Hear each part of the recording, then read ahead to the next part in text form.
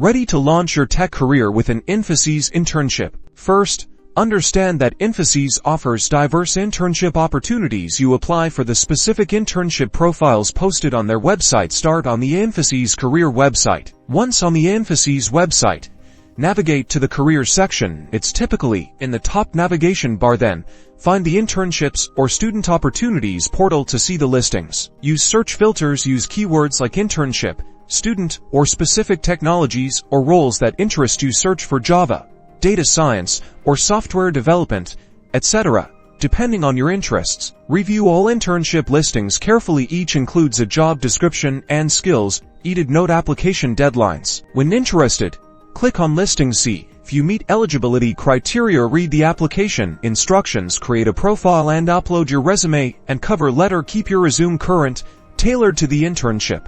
Click the Apply button and follow the steps. This might involve filling an application form, uploading a resume, or doing an online assessment. Tailor your application and cover letter. Good luck. This internship provides hands-on practice and networking opportunities. #INFOSYS internship.